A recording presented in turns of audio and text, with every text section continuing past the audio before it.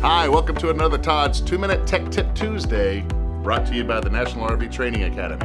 The only academy that not only trains you, but gives you the credentials to become both a certified tech and or certified RV inspector.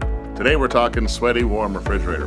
You ever open up the doors and see that not only is it warm inside, but your food is sweating? Listen here, guys, no one likes sweaty grapes. Gotta talk to you about two things. Our refrigerators are a sealed system, right? So as soon as we close the doors, there should be no air coming in or out.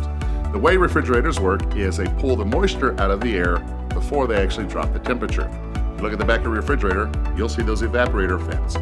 Those fins will collect the moisture that's in the air and drop it down into a drip pan. Regardless if you have a Norcold or a Dometic, if you have an RV style, absorption style refrigerator, you have a drip tube. Now, second law of thermodynamics says that heat runs to cold. If you ever noticed at the end of your tubes, you'll have these little plastic covers. This is for the Dometic. If you look closely, this is for the Norcold. These are here for a purpose. What they do is they actually trap a couple droplets of water right here.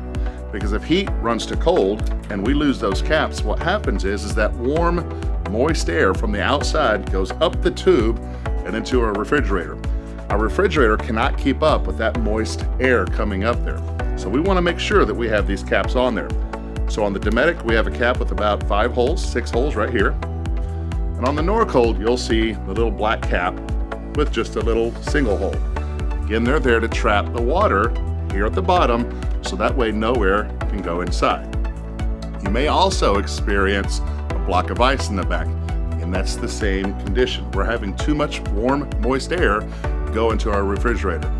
So the first thing you want to do is go back out to your drip tubes, make sure the cap is on. Now, let's say you go outside and your cap is missing. Not to fear, you can go ahead and order one, but what do you do between now and then? If your tube is flexible enough, simply turn it and zip tie it here, and you've made yourself what we call a P-trap. Water will continue to drip down, and it'll fill this up just like what it does under our sinks. And as the water continues to rise, it'll come out and it'll create that barrier. You can do that with the Dometic. On the Norcold, again, if you're missing this cap right here, same thing, just simply spin it, zip tie it inside, and you'll actually create a P-trap. If you want to be able to fix 80% of the problems on your RV, check out our home study course at the nrvta.com website. If you'd like to earn an income and create a business while on the road, check out our website at nrvta.info, fill out the form, and start your business today. What else do we want to talk about? It's a 2-minute tip. That fly. If you are suffering from sweaty grapes, go outside and check your tubes. So, what? What do you mean, what? That's what we're talking about, right? All right, let me do this again. I got the peanut crowd behind me talking.